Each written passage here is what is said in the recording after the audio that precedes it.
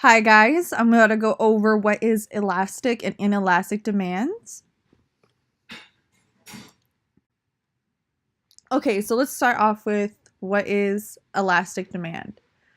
So basically elastic demand is when a price or other factors have a big effect on the quantity consumers want to buy. You'll see it is most often when consumers respond to price changes, and if the price goes down just a little bit, they'll buy a lot more. And if the prices rise just a bit, they'll stop buying as much and wait for them to return back to normal. So to the right, I have put an example. And you see here, because there's so many housing options, it is easy for people to not have to pay more than they want to. And the elasticity of demand, it is change in quantity divided by the change in price.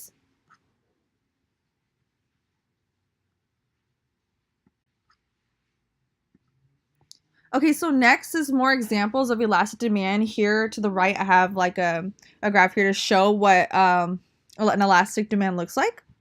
So a good example of elastic demand is housing. There are so many different housing choices. So people could live in a townhouse, combo apartment with friends, family. And because there's so many options, it's easy for people to not to pay more than they would want to.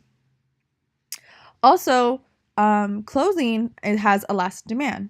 It is true that people have to, wear clothes, but there are many choices of what kind of clothing and how much you want to spend. So those are things that a lot of people take into consideration.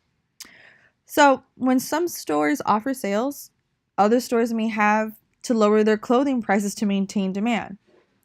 And small stores that can't offer huge discounts go out of business. You'll see this a lot when you walk into a mall and you go to a Forever 21 for an example. The sales they have, and let's just say another store like H&M probably doesn't have sales at that moment, but Forever 21 does. Most people are going to want to go to Forever 21. So that's another quick example.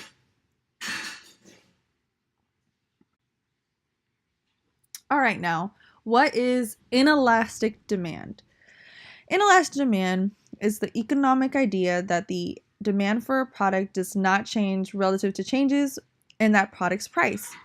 In other words, as the price of the good or service increases or decreases, the demand for it will stay the same.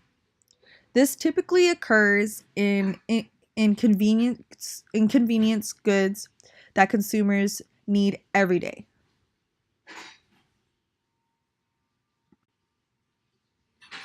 Now, a little bit more on inelastic demand. These are factors that can make a demand inelastic when there's no substitutes. So if you have a car, there's an alternative but to buy a petrol to fill up the car. If you rely on the train to get to work, the train firm can increase prices with a little fall in demand.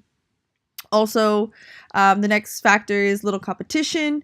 If a firm has monopoly power, then it is able to charge higher prices. And then the next one, bought infrequently, is the next factor. So if you buy a good infrequently, such as salt, you are less likely to be sensitive to price. And then the next one is a small percentage of income. So if you,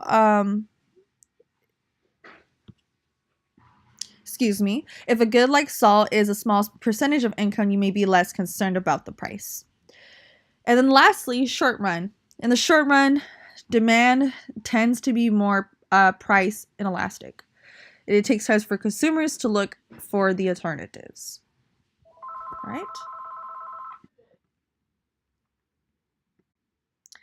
Now, next is more examples of inelastic demand. So, for example, gasoline is something that drivers need a certain amount of each week, and drivers must purchase the same amount even when the price increases.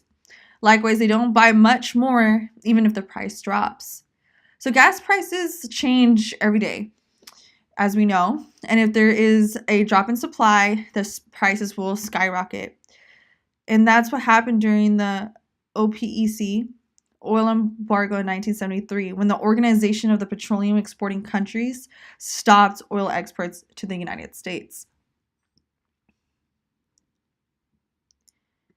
Well, thank you so much. This wraps up of what is inelastic and elastic demand. I hope you guys enjoy. Thank you.